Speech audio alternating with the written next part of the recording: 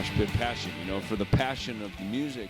Herzlich willkommen hier bei Moshpit Passion auf YouTube. Ich bin der Kajo. Neben mir zwei Mitglieder von Mushroomhead. Die haben genau vor 2 Jahren dieses feine Album rausgebracht. Wir sind heute hier in Amsterdam, werden so ein bisschen über das Album sprechen, aber auch über die letzten 2 Jahre sowie. Haben wir hier Skinny hier, den Gründer der Band.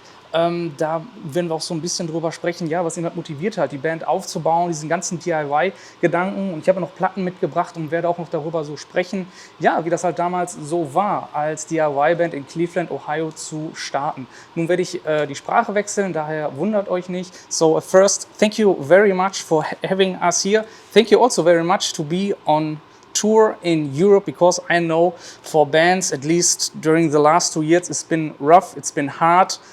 Cost explosion all over, and yeah, thank you very much to be here in Europe to do a tour. And my first question is for you as a band. You released this nice kind record, and if I get it right, this is the first official tour to promote this record, right? Yeah, I mean, to some degree. It came out in June of 2020, and there was absolutely no touring for us. There was just no way it was going to happen. So this is actually the first time we've got to perform some of these songs. What I really liked, the song is The Heresy, and also the first lyrics when it came to like the sacrifice just begun, hide your daughters, hide your firstborn sons. And if you take this phrase, so actually the concept about the song, I know it's been 2-3 years old, but if you look at the actual climate in the US, also in Europe, is it a timeless song? Would you say? You know, it seems to be holding its own, that's for sure.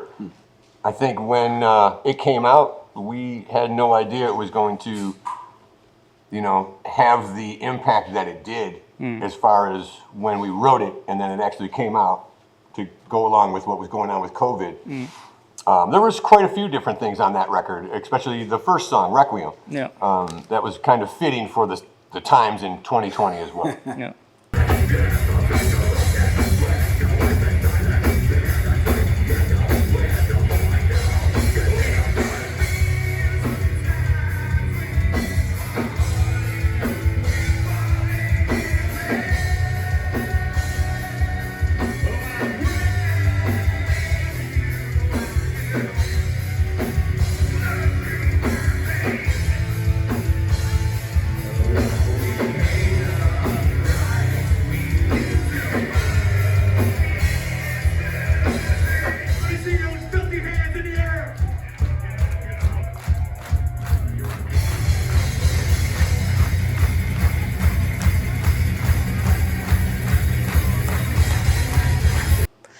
I see also a new face. Actually, it's not that new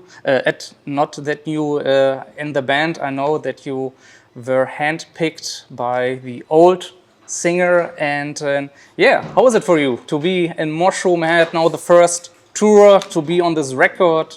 Well, thanks for the flattering comment on my appearance, because I don't feel very new or young, but I appreciate that. Handsome. I had been, actually, funny story about that is the first time I ever came to Europe was with Mushroomhead.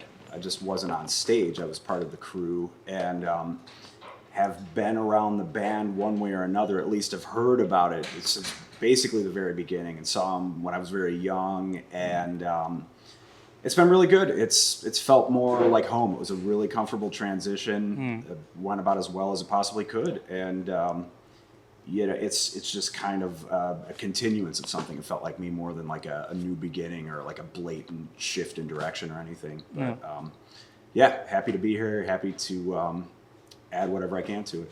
Great. I also saw a couple of pictures during the last days of your tour, and what I saw is there are a couple of, I don't know, lineup changes, or people are in the US and you have some touring lineup. Maybe you can give us some insight about the current status, about a couple of band members or ex-band members. This is just the current version that we're touring with. COVID came in and changed a lot of people's lives, and some people decided that they didn't want to do the touring anymore. So, we weren't going to just sit around and wait for people to, feel that the world was convenient enough for them. So we've been trying to put this tour together since we put that record out, June of 2020. So we've been trying to do this for 2 years. Yeah. So if people kind of fell off over the course of 2 years, then that's what happened. So we ended up rebranding the band once again. And it's stronger than ever, and it's some of the best set we've had in a minute. We changed up quite a bit of the material because of that. We've got abilities now that we simply did not have in the past as far as touring. So we're totally taking advantage of it. Nice. Definitely also a great focus, not to say, all right, some people have the reason not to go on tour, I don't know, cancel the whole band. No, you are looking forward to saying, hey, this is a band, we got a new record out, we have to do a tour, we have to promote it. And leads me also to our next part of our interview, your drive and motivation after all these years in the music business to stay focused, and also where you come from Ohio, Cleveland, started as a DIY band, released 3 independent records, of course, a remix record. Then you did a major record, which got more or less the best of the 3 records. Yeah, double X. Genau, yes. And so can you explain us a little bit how it was back in the day without social media to communicate and also to build a fan base? It's for me very interesting, maybe for viewers also. Well, yeah, I mean, it was fun. That was the 90s. There was no internet, so it was all still flyers. Putting T-shirts and asses in seat one at a time. We'd put flyers everywhere, all over the city, go to other shows. You would just hit the street and promote it. And I think, obviously, that was an art form that got lost. You know, that was part of the 90s and how it was. And we were just relentless with it. And it's just, you know, that motivation and drive for me has been there since day one. I think I'm really addicted to the craft, the overall craft of all of it. It's not just the drums or, you know, the sound or the masks. It's truly all of it. And in this day and age, with this many opportunities and, say, the internet, there's no reason anything can't be done. So I'm more excited to produce videos and music and art than I've ever been in my life. I feel that I'm very fortunate that I've stuck it out this long to be able to use technology to my advantage. And as fast as I can think of something, basically get it done. In the 90s, it was like, oh, wouldn't it be nice to just have this shit available one day? And it's here. So there's no excuse not to be the best artist you can possibly be. And I think that right there is the motivation for me. It's like, continue, keep going. You've got all the resources and assets at your fingertips, more so than you've ever had in your career. So why stop now?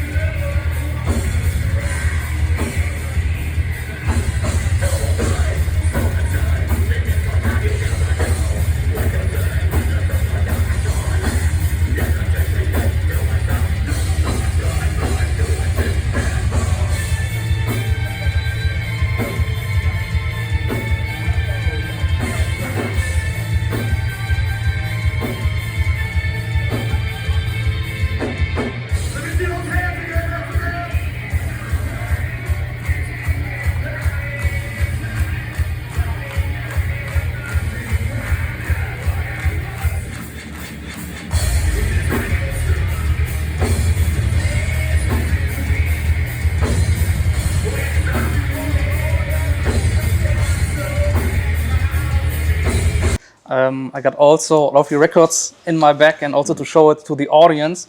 This is your start, actually, yes. And also the design, what you mentioned before, the visual appearance is also something what is Mushroomhead about. And if you look at the 90s, the whole stage appearance was a little bit different than now. It's now, or at least 22 years ago, like a unit with a mask, with the X.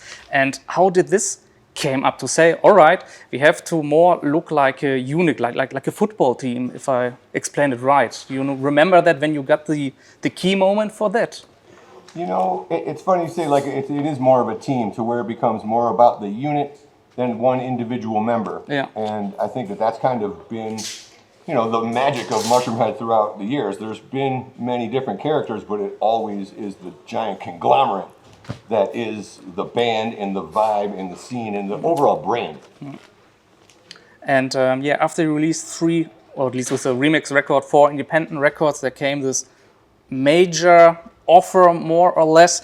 And how was it for you when you released your first major record, if you compare it with your DIY years? Let me say, what were the benefits from it and what was like, nah, I'm not happy with decisions, etc.? So that you kind of answered your own question right there as far as this is how it went for me. Those first 3 albums were put together and made a compilation.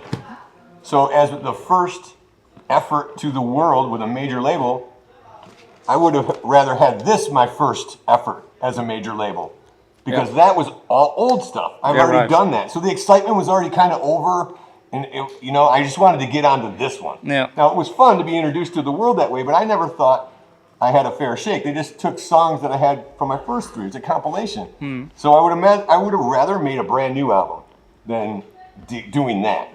But that's what happened. Nice. And after all these years, I remember you released also a DVD with the DIY spirit on that, also with music videos which were never shown on, for instance, on MTV. And also with technology, what you mentioned earlier, YouTube came up in 2005. Did you ever imagine like a, how can I say it, like a social media platform, like you can produce your own videos, you can express your own art. Nobody is telling you can't do this because MTV would cancel this. Yeah, I think it's amazing. I had no idea it was going to turn into what it is, and especially for the independent artists now. Yeah. There's no reason you can't make the coolest videos you want to make. That everything's right at your fingertips. So as an artist, I highly, highly advise everyone take advantage of it.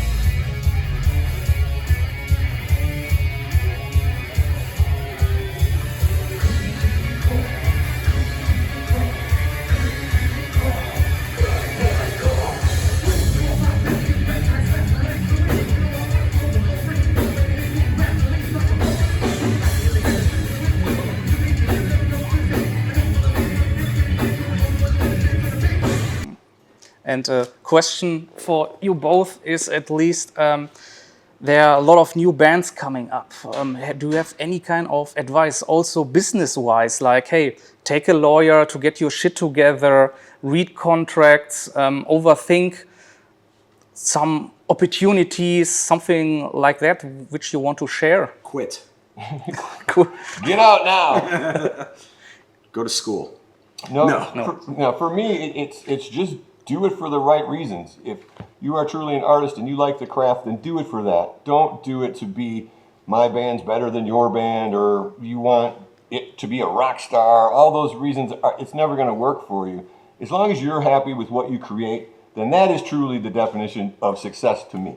So again, if you can rest your head at night knowing you gave it your all, then man, what an accomplishment. Good for you. Yeah, if you don't enjoy the process of doing it, you won't enjoy The result. pretty much anyway. Yeah, the result.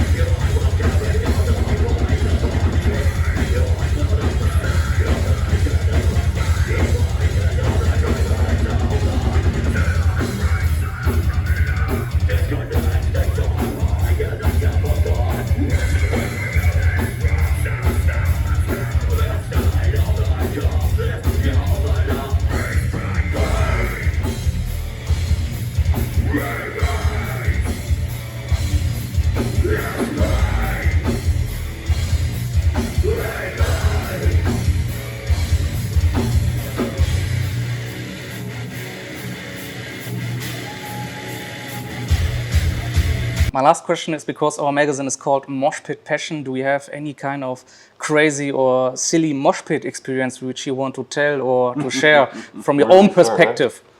Whew, there's a bunch of them. Have to narrow it down.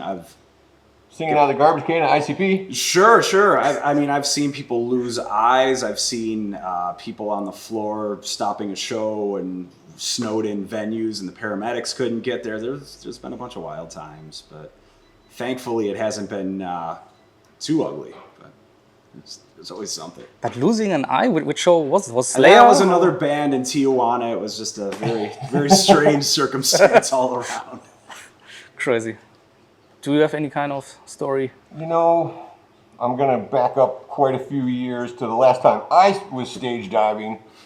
And we were in North Carolina, and everything was going well. I jumped off, got carried about 10 feet, and then I got dropped right on my head. Oh.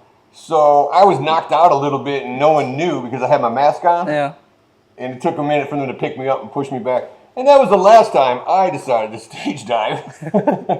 I can actually So be understand. careful if you are in the mosh pit and stage diving, and look out for your fellow friends, you know, your moshers, man. Sometimes they slip and fall. Sometimes you get hit. They didn't mean to do it. It's all in good fun. Look out for each other and have a great time out there. Guys, thank you very much for the interview. For our viewers out there, very important, please check out the new record, A Wonderful Life, out now. Napalm Records, it's a great one.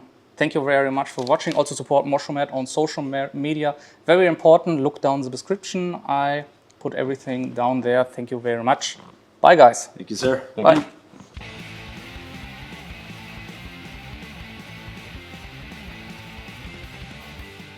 Moshpit Passion, for the passion of the music.